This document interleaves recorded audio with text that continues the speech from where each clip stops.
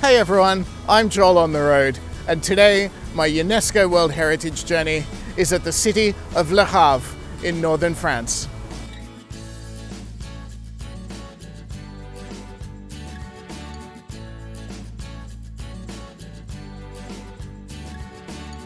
Today's World Heritage site is a little bit different because it's an urban centre that dates from after World War II. Le Havre is a key trading city on the northern coastline of France, and during World War II it was completely destroyed by bombing raids. At the end of the war, 5,000 people were dead and 12,500 buildings had been completely destroyed. The French government, needing their important city up and running again, turned to one of the key French architects of the day, Auguste Perret, and he rebuilt the city in his own concrete style. It's very beautiful. Let's check it out.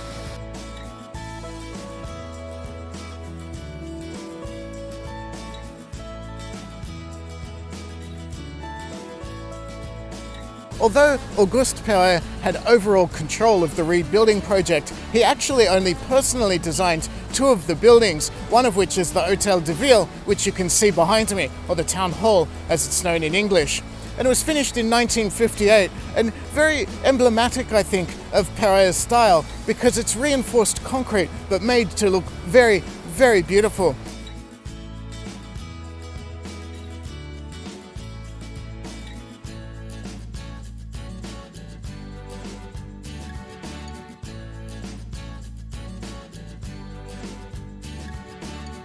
Rather than reinvent the wheel, Perret and his team decided to rebuild buildings where they already stood, essentially keeping the fabric of the old city as it had been for hundreds of years. Though they did make some changes, many of the streets are much wider, meaning that there's space for trams, for parking, for buses, for trees, and for cycleways as well. It's very forward-thinking and very, very modern. Very impressive too.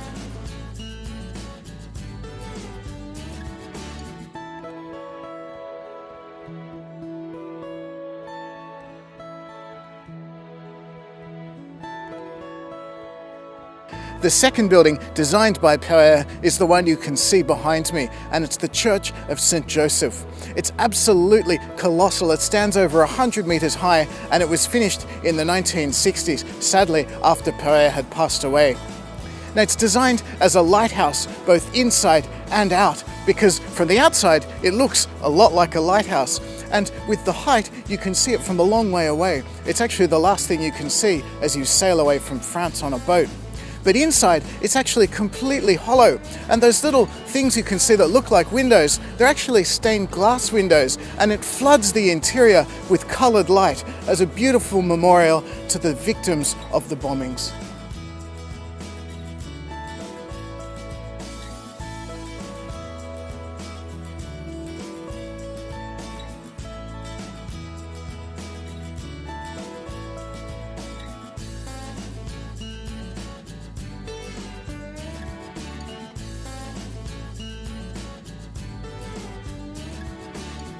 This is St. Michael's Church, and it's a rarity here in Le Havre. It's a building that was largely undamaged by the bombings, and so it wasn't actually part of the reconstruction plan, though a square was added around the building. Now, the bell tower and the nave actually date back to the founding of the city in 1517, which is a real rarity, though the rest of the church you can see is actually quite a bit newer than that. But I find it fascinating that something from the previous iteration of the city is still here and still intact.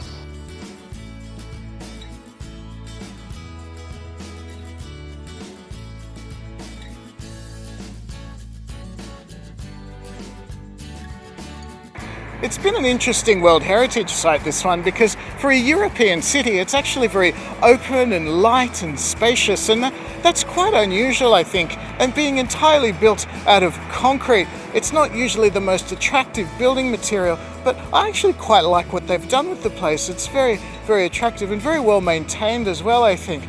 But that's it from me. Thank you so much for watching. Don't forget to like and subscribe. I'm Joel on the road, and I'll see you at the next World Heritage site.